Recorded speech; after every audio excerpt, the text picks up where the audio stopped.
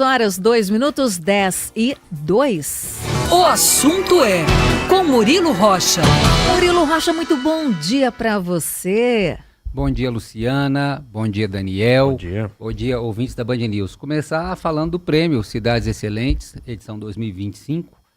Realizado ontem à noite no auditório aqui do CDL BH, na Avenida João Pinheiro, ali pertinho da Praça da Liberdade. O evento foi um sucesso, um evento que reuniu 48 representantes de prefeituras de Minas Gerais, prefeituras essas que eram finalistas do prêmio nas 6 categorias aí que são avaliadas através de um índice de gestão que usa inteligência artificial para buscar aí o desempenho das prefeituras em diversos bancos públicos de dados, por exemplo, DataSUS, Ministério de Segurança, para ali levantar as notas das prefeituras. E a festa foi ontem, o evento. Eu falei festa porque, na verdade, é uma celebração, né, Lu, da boa gestão, da administração pública. Contou com a presença do governador em exercício, Matheus Simões. E foi muito bacana ver ali a alegria dos prefeitos de verem o trabalho coroado, né, as suas gestões coroadas. Eu achei interessante, acho que foi até a fala do Matheus Simões, que ele falou que geralmente a imprensa dá muitas críticas às prefeituras, o que é o trabalho da imprensa, né? Daqui a pouco nós vamos falar até de uma prefeitura aí que está dando péssimo exemplo. Mas ontem era um dia, né, com uma pauta diferente. Era dia de coroar, de premiar as boas gestões, e assim foi feito. As boas ideias, as boas os ideias, bons exemplos. os bons projetos, né? E os bons gestores, porque a gente fala das prefeituras, mas tem uma cabeça pensante ali, né? Tem os servidores que trabalham dia a dia. Então, ontem foi o dia de celebrar isso, então foi muito bacana o prêmio Cidades Excelentes 2025. Agora vamos ter em dezembro a etapa nacional, né?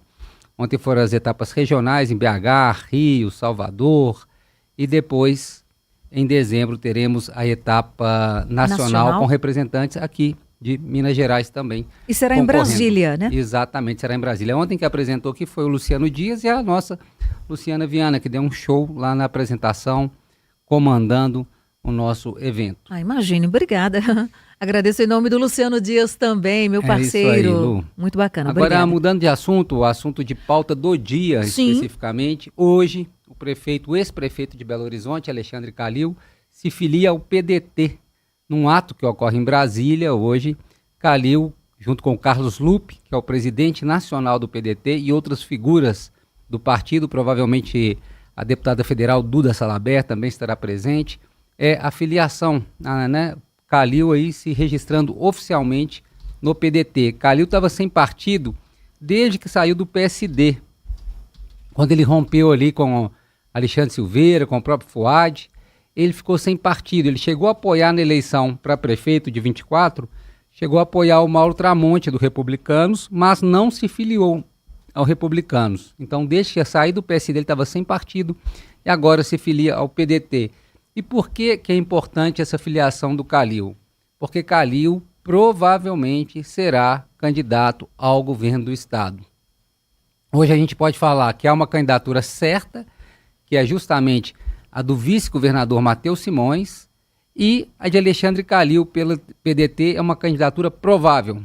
Provável já são 2 nomes aí de campos opostos que devem se enfrentar na eleição para o governo de Minas em 2026. Calil hoje no PDT representaria aí uma centro-esquerda, e Matheus Simões no outro espectro da direita, ali da extrema-direita.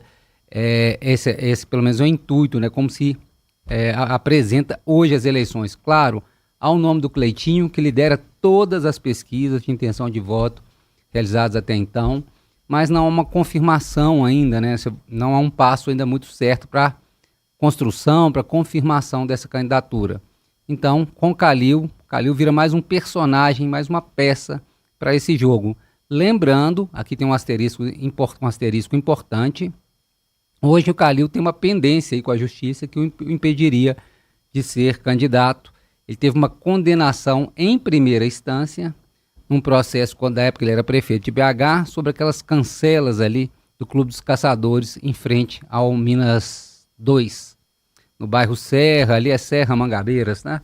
Houve uma decisão da Justiça para que fosse retirada cancelas e a abertura total desse condomínio ali do Clube dos Caçadores, Segundo o juiz, a prefeitura não fez isso, se omitiu, então ele condenou o Calil, e inclusive, a meu ver, numa atitude até exagerada, caçando aí os direitos políticos eleitorais dele, não podendo concorrer. Mas creio eu que essa decisão é reversível em segunda instância, e Calil é uma outra peça nesse jogo que hoje já tem praticamente certo Matheus Simões, Cleitinho uma possibilidade, e Calil, a partir de hoje, com essa filiação ao PDT, se torna um outro nome com possibilidade real. Ainda Rodrigo Pacheco, que depende dessa costura do nome dele para o Supremo Tribunal Federal. Ele é um dos candidatos, um dos, vamos dizer, favoritos para ocupar a vaga de Luiz Roberto Barroso, que se aposentou do STF. O Pacheco é um dos nomes mais fortes aí para ocupar essa vaga. Ele concorre com Jorge Messias, que é da Advocacia Geral da União, e tem uma relação de proximidade com o PT, com o Lula, né? Quem não se esquece daquele áudio vazado lá da Dilma na época da Lava Jato, do Bessias, né? Bessias. É justamente o Era Jorge o papel Messias. Bessias. Exatamente, o Bessias é o Jorge Messias, hoje advogado-geral da União, e é um dos favoritos também para ocupar essa cadeira. Mas Lula sofre pressão também pela indicação de uma mulher para esse cargo. Então está em aberto. Mas o Pacheco, em razão do apoio que ele tem do Davi Alcolumbre, presidente do Senado, ele se torna um dos favoritos para ficar com essa vaga. E se ele entra nessa vaga, ele muda esse jogo político aqui, porque ele não disputa mais as eleições. Se ele não fica com essa vaga, ele pode ser um provável candidato ao governo de Minas. Então está assim hoje o jogo, e o capítulo mais recente é essa filiação de Alexandre Calil, marcada para hoje no PDT em Brasília.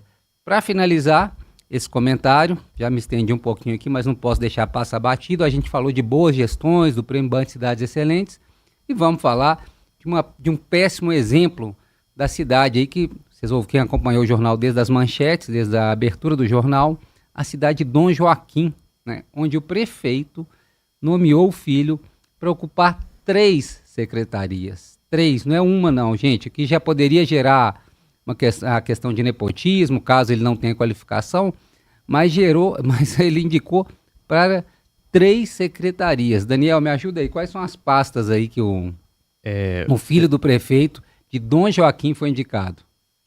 Estamos procurando aqui, só um minutinho. Vamos lá, mas é impressionante, né? 3, hein? 3 pastas, né? Não é uma, não são duas, exato. São 3. De 11 secretarias que tem Dom Joaquim, o filho do prefeito ficou com 3 secretarias, quase 1/3 das pastas ocupado por uma só pessoa, e quem é essa pessoa? O filho do prefeito, né? Com certeza não dá para passar pano, o Ministério Público aí processando, pedindo já o afastamento imediato do filho do prefeito desses cargos e processando aí por má gestão pública. Realmente, zero aí no critério impessoalidade, né? Por mais que o filho dele seja muito competente, ele não tem nem tempo para comandar 3 secretarias. Diga lá, Daniel, quais são as pastas, Secretaria de Governo, Turismo e Cultura e Esportes e Lazer. Exatamente. Você pode até falar, cultura e turismo, esporte e lazer são afins. Ok, então que fundisse numa secretaria só e não tivesse 2 secretarias. E a Secretaria de Governo também, essa é uma secretaria estratégica, né, que relaciona com a Câmara, que está sempre próximo ali das decisões do governo. Não seria indicado que fosse o filho do prefeito, então, para essas 3 pastas. Vamos acompanhar também como vai se desenvolver esse caso aí em Dom Joaquim. Luciana, Daniel. Isso, Dom Joaquim, cidade então com um pouco mais de 5 mil habitantes, a 210 quilômetros Região central aqui da Minas. capital mineira, né? Eita, 10 horas, 11 minutos, 10 e 11.